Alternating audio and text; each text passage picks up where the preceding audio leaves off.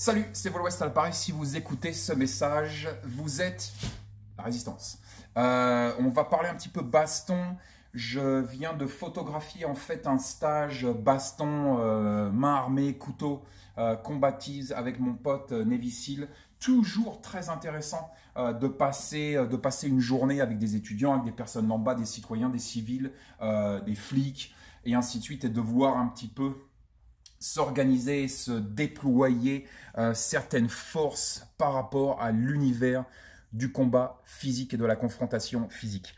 Je voulais faire une petite vidéo très simple en fait et parler de 2 points. Je pourrais bien évidemment faire une vidéo ici de 3 heures. Je pourrais en parler pendant 3 heures de tout ce que j'ai vu, témoigné, observé et ainsi de suite. Mais j'ai vraiment 2 points aujourd'hui qui me paraissent très importants et très intéressants à explorer.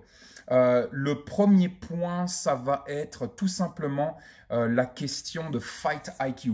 Donc le Fight IQ, en fait, nous avons par exemple le quotient intellectuel, nous avons le quotient émotionnel et nous avons aussi ce qui s'appelle le quotient combatif ou le quotient baston, ce qu'on appelle Fight IQ aux US. Et en fait, on s'aperçoit qu'il y a des individus qui ont un Fight IQ extrêmement sous-développé, voire inexistant. Et on s'aperçoit que d'autres individus, qui sont beaucoup plus rares, d'autres individus ont des quotients combatifs, des quotients baston, des Fight IQ beaucoup plus élevés, comme par exemple Mike Tyson. Mike Tyson a un quotient combatif extrêmement élevé. Ça va être le cas des combattants un petit peu professionnels, MMA et ainsi de suite.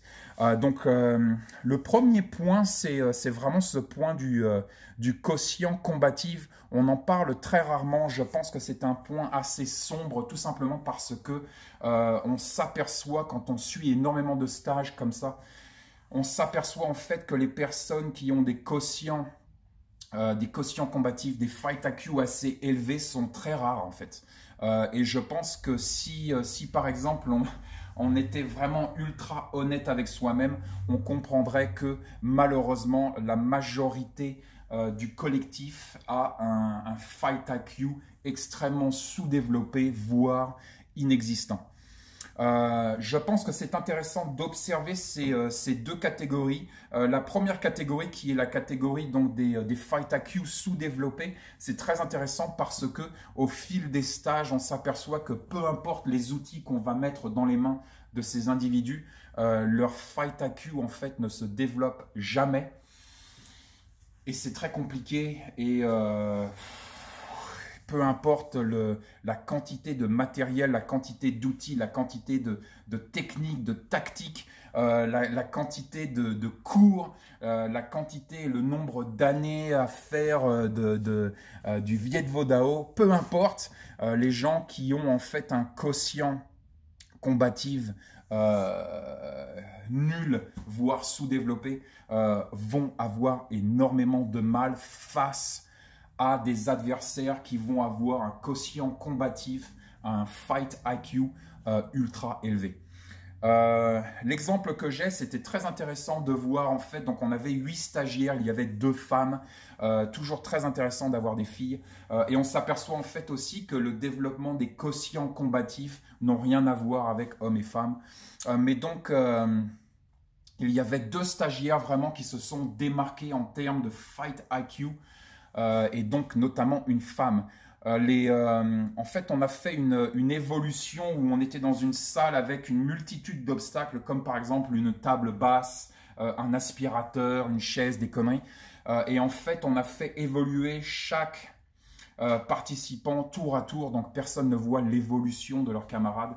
Et en fait, on a fait passer 7 personnes qui se faisaient donc intégrés à ce scénario où en fait ils étaient dans cette pièce et puis tout d'un coup un criminel les attaquait avec une arme blanche. Très intéressant de voir ici se développer instinctivement le Fight IQ de chaque individu. Mais donc 7 individus sont passés, sur les 7 individus, la réaction et le Fight IQ en fait était le même, c'est-à-dire que les gens se sont mis à courir autour des obstacles.